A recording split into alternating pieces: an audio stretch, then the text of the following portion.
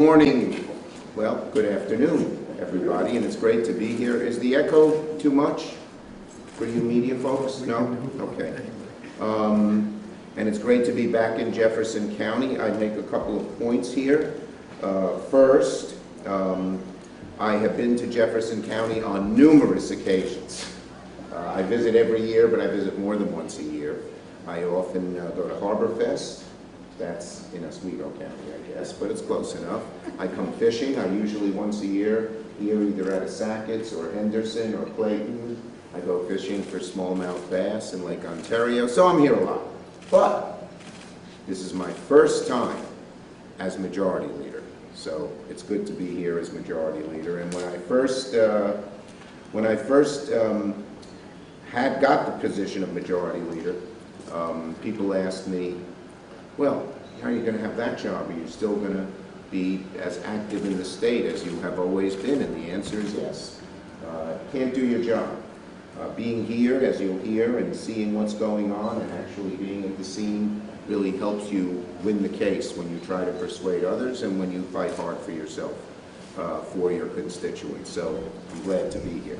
And I want to thank, we have a lot of people here today. We have Scott Gray, our chairman of our Jefferson County Legislature. We have Eric Constance, the mayor of Sackett's Harbor, Mark Basilio, a trustee of Sackett's Harbor, Tim Sturek, he's director of the Thousand Island Bridge Authority, Corey Fram, executive director of the Thousand Island Tourism Council, Ron McDougall, mayor of Gouverneur. That's from where are you, Ron? Greater. Well, thank you for the stimulus, by the way. Yes, well, I'm going to talk about that. Is that in my notes, Joe? Good. Okay, good. But he crossed the border from St. Lawrence County. That's right. We have Tom Scozafaza, the owner of 1812 Brewery. We have Ron Thompson, the owner of Uncle Sam's Boat Tours. Tricia Bannister from the Clayton Chamber of Commerce. Dr. Stone, Ty Stone, the president of Jefferson Community College. Manna Doyle, the president of the Sackett's Harbor Chamber of Commerce. And Robert Hageman, administrator of Jefferson County, and also from the Sackett Harbor Boats Owners. I guess 2 titles? Yes? Where's Robert? Here. Are those both your titles, right? Sure. Great. Okay, terrific. All right. So thank you all for coming. Now, I got a lot of stuff here. Okay, that was that. Let me just get everything straight. They gave me so many things. Okay, is this all duplicative? Yes. I can just use this. Okay, so we're here to talk about the largest, longest friendly border in the world between the U.S. and Canada, and how it's a little less friendly to the people here in Jefferson County and the whole North Country and the whole of upstate New York in the last few months. In early May, I visited Messina and Niagara, one on this part of our state, one in the western part of our state, to urge the U.S. and Canada to develop a concrete plan to reopen the border ASAP. The border is very important. Millions of tourists come here every summer. Many people have homes and friends in Canada who they used to routinely cross the border to visit. Businesses depend on the cross-border activities. So we really depend on this border. About 2 million tourists visit the North Country from Canada every summer. And so it's very important. But unfortunately, it's been closed. Not because so much of the United States, but because of Canada. So what I did when I visited in May is I asked both sides to develop a plan to allow the border to cross. And the plan that I talked about was very simple. If you're vaccinated, let people cross, whether you're Canadian and want to cross into America or Americans and want to cross into Canada. Let them cross. If we can now occupy football stadiums and theaters and restaurants for people who are vaccinated, we can certainly develop a plan where people could cross the border. Well, that didn't happen. It's 2 months. I've talked to our Secretary of State. our Secretary of Homeland Security about this, and they're on board. But I also talked to the Canadian ambassador to the United States, and they're not. And that's because of a lot of political stuff in Canada. But Canadians themselves want to see the border open. When I first called for this, I got hundreds of calls from New Yorkers from one end of the state to the other. But I got a lot of calls from Canadians that said, please work at it. We want to cross the border too. And so I today am declaring that it's time for the United States to take action even without the Canadian government, because they have delayed too long. So if a bilateral agreement is not reached by July 21st, that's the day that we asked them to come up with a new agreement, the United States should unilaterally allow vaccinated Canadian citizens with family, property, tourism, education, business interests, medical interests to allow to cross the border. The U.S. must do two things. One, expand the definition of essential travel to extend to vaccinated Canadian citizens with family, property, educational, medical, tourism, or business interests. And two, unilaterally open the northern border to those vaccinated Canadians. And that would allow the millions of people to come. There are some special needs. Why are we by the harbor here? A lot of these boats here in the North Country are Canadian. A lot of Canadians dock their boats here, come down for the summer. Not only do they stay on their boats, but they'll come here to Sackett's Harbor and many of the other towns, particularly on the water in Jefferson County, and eat in the restaurants, shop in the stores, help our local economy. So we need them here. We need them here. There are family members who have relatives in Canada who they haven't seen, grandchildren, for a year and a half. We also have this anomalous situation which the Canadians have imposed, whereas if you take out a fishing boat and you cross into Canadian waters with no intention to dock on the Canadian side, you can't do that. Because they're worried, I guess, about COVID, but no one's even intending to go into Canada. Just stay on your boat, fish, maybe you'll cross over the official border, so be it. So, listen to this. In 2020, border crossings were down 98% in both Alexandria Bay and Ogdensburg, and over 50% in Messina. As I said, loved ones can't see their families and friends. Businesses have seen their bottom lines slashed. Tourism has come to a standstill. Property owners who have vacation homes across the border haven't seen their investments in a year. And here's another really crazy thing.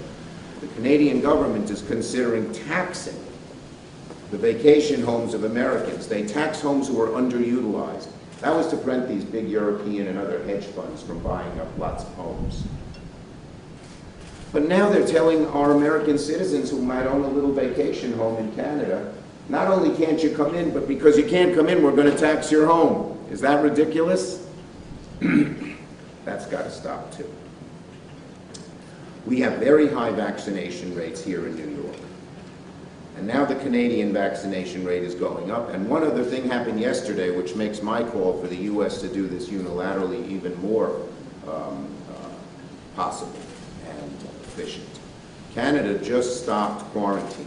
It used to be if you came in to the United States as a Canadian citizen, you got okay to come in. When you came back, you had a quarantine for 2 weeks. That's been lifted. So there's none of that anymore.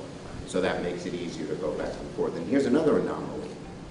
You can fly from Canada to the United States, but you can't cross the border. What sense does that make? So they got all kinds of crazy rules going on because their politics on this issue is really contorted. But we shouldn't be suffering, and frankly, a lot of the Canadian people shouldn't be suffering. So, my top priority is to get a bilateral agreement between the Canadian and U.S. governments. But if we can't get the Canadians to budge, we must act alone, and I am urging both secretaries who have jurisdiction here.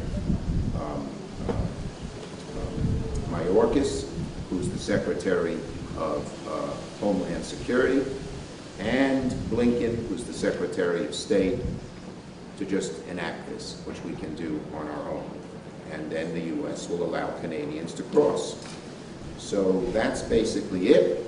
Are we having any people make comments, Joe? Who would like, anyone want to say something? Feel free. You're such a nice, polite. Nobody? I'll just say a few words. Thank you. Senator. So first of all, thank you for coming. Always, it's a pleasure. And the sign of a good politician is always somebody that pays attention to detail. And so while you're a majority leader, and we know you have a busy schedule, we especially appreciate your time that you come to visit us today. So just one quick introduction, pick up from a person that just arrived, and former president of JCC, John Deans. Glad to see you, John. So thank you all for coming today, and it is certainly important. Let me start by thanking you first for ARP. Okay, of course, if you don't know that, it's American Rescue Plan. Yes. And it is appropriate to not only recognize all the efforts that went on during the pandemic, but the recovery is just as important as the mitigation and the response was. And Senator Schumer, you've led the effort on the national stage to bring the ARP, the Economic Recovery Plan, Rescue Plan, to our hometowns. I appreciate that very much. That is going to help many communities. I know the senator is... Yeah, I have a long list that I'm going to read about that. And I have another good announcement, too, from Madison County. You'll hear in a minute. So, you know, on that, and I know the senator often refers to the state as sticky fingers. Right. And so not only did that help free up the 20% that was being withheld from a lot of municipal and non-for-profit budgets, that sent it back to the counties and back to the non-for-profits as a result of the ARP. The ARP is also going to be very beneficial to the communities to get them back on their feet. Many of the small businesses, of which I can speak from the standpoint that I am one. Yeah, tell them the business you own. Grace Flower Shop.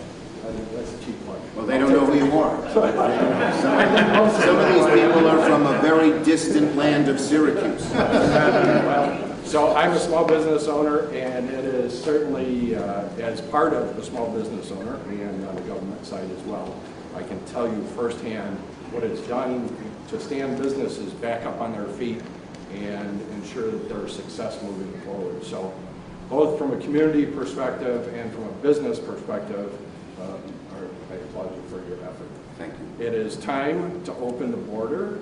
We support that. We endorse that. That is the last component to bringing back our economy.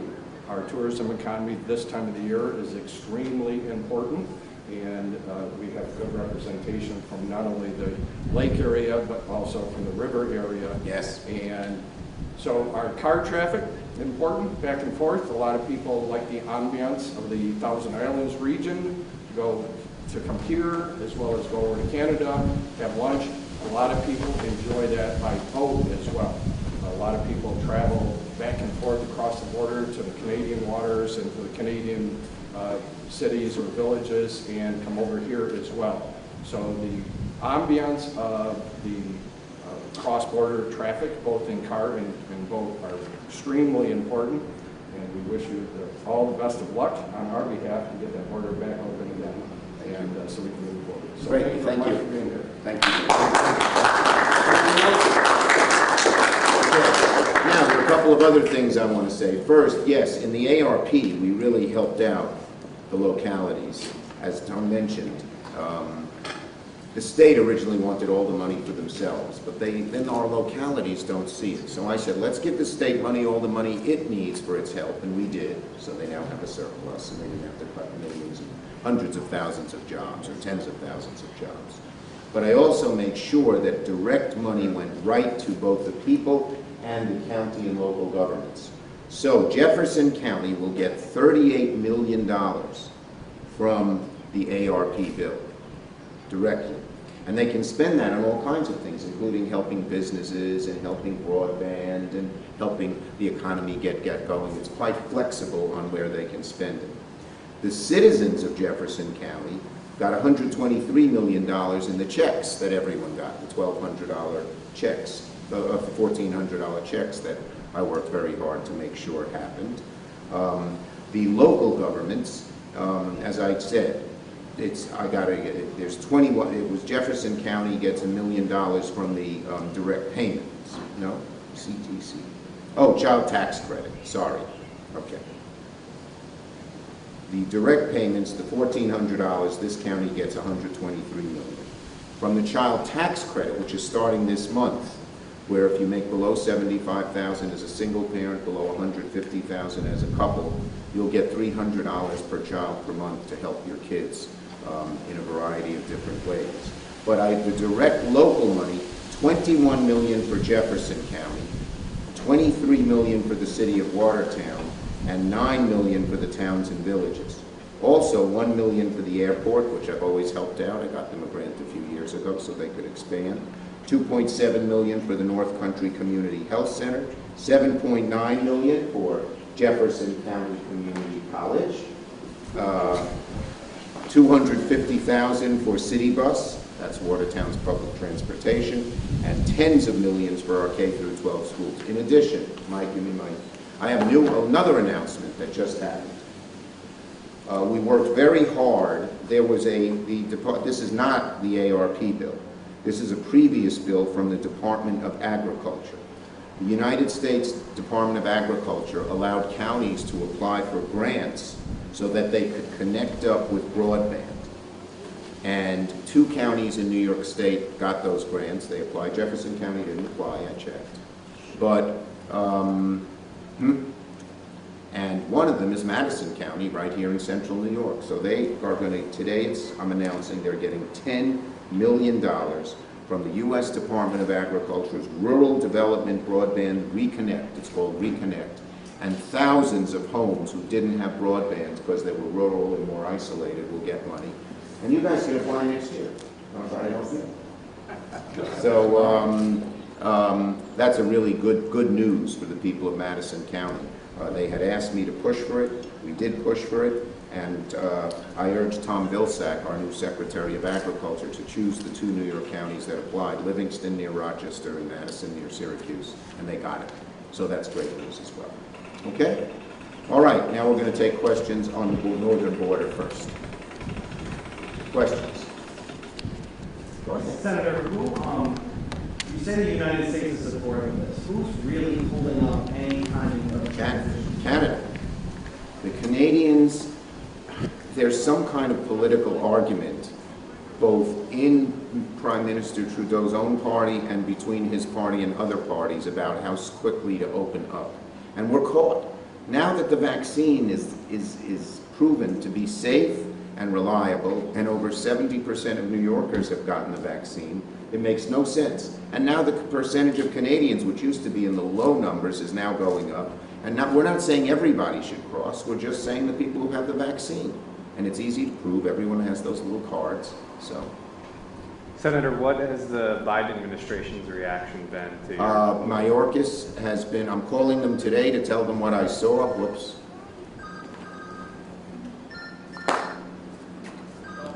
Who is it?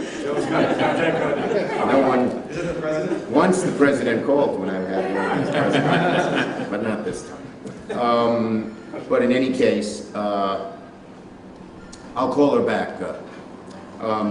So it's the Canadians that are holding it up. But the U.S. has been very supportive of doing what it can, and now that it looks, if they don't come to an agreement on the 21st, which I hope they will, and I hope even this announcement will pressure the Canadians to do it, we should just do it on our own. Now in Syracuse, we know the big mall, Destiny USA, a lot of their economic benefit is from Canadians. I think they said 20% of all shoppers Yes. come from Canada. This affects our whole upstate New York economy. Obviously, the community is right close to the Canadian border and on the water, but it goes much deeper into that. The Finger Lakes, which is booming, and it's a big tourism area. A huge percentage of those people are Canadians, and then through legislation that I passed or regulations, they can ship home tons of wine.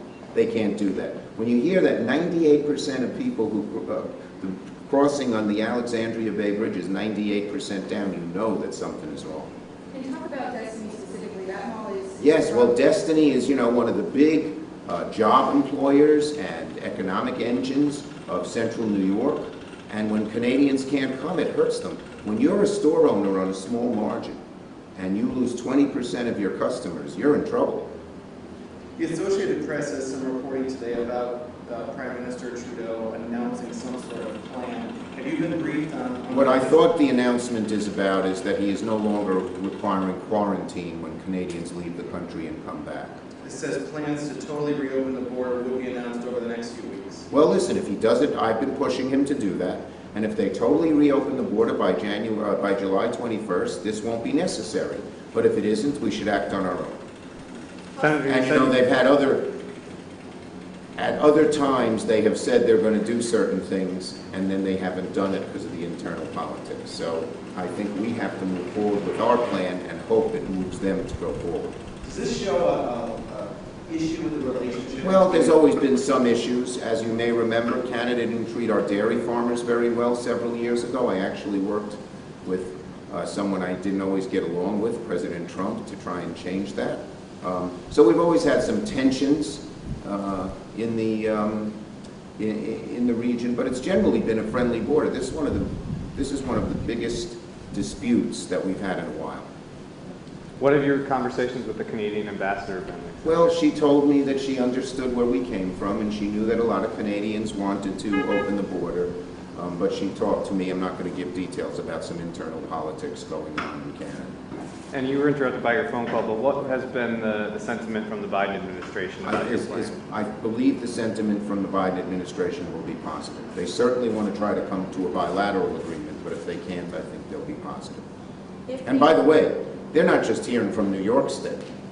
Michigan has huge crossings, Washington State has huge crossings, Minnesota with Winnipeg has huge crossings. We've always been across, you know, it's strengthened both of our economies that there is an open, friendly border.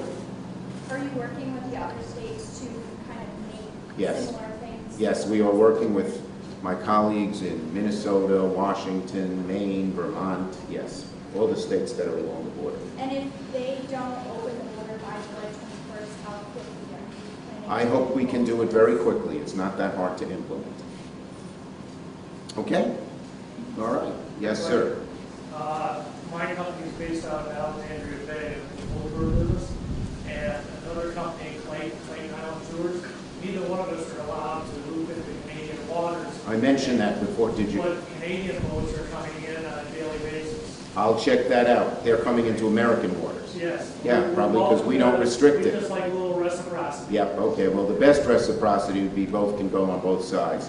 When I'm out fishing on Lake Ontario, I don't want to stop at the border in the middle of the water when there's a great, great bunch of smallmouth bass on the other side.